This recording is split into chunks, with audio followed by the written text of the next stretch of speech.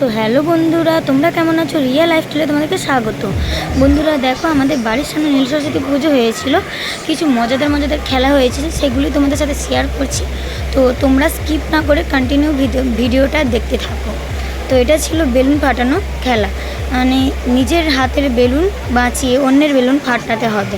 তো বন্ধুরা দেখো, মানে হেসে হেসে এখানে পেট ব্যথা হয়ে যাবে। তো বন্ধুরা দেখো, কন্টিনিউ দেখতে থাকো খেলাটা।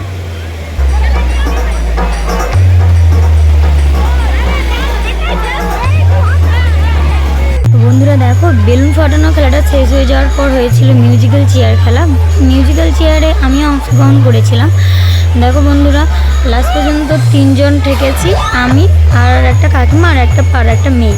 তো দেখো বন্ধুরা, কেমন লাগলো খেলাটা তোমরা বলো। শেষ পর্যন্ত কিন্তু 2 জনের মধ্যে আমিও ছিলাম। তো হাড্ডাহাড্ডির লড়াই এখানে, ফার্স্ট হওয়ার টার্গেট চলছে, কে প্রথমে রুমালটা তুলতে পারে। তো বন্ধুরা দেখো, শেষ পর্যন্ত কিন্তু আমি তুললাম রুমালটা। দেখো বন্ধুরা, ভিডিওটা কন্টিনিউ দেখতে থাকো, তাহলে বুঝতে পারবে।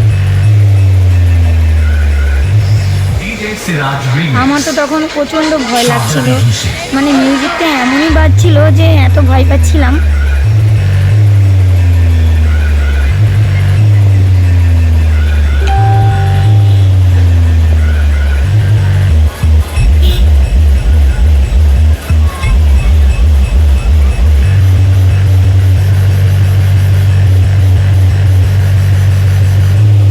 দেখো বন্ধুরা, এখানে কিন্তু থেমে গেছিলো, তারপরে আমি তুললাম কিন্তু ফার্স্ট। আমার বোন ভালোভাবে ভিডিওটা করতে পারে। তারপর দেখো, এগুলাটির পর শেষ দিনে ছিল হাঁড়ি ভাঙা প্রতিযোগিতা। তো এতেও আমি অংশগ্রহণ করেছিলাম। দেখো, হাঁড়ি ভাঙা প্রতিযোগিতার খেলাটি তোমরা দেখো।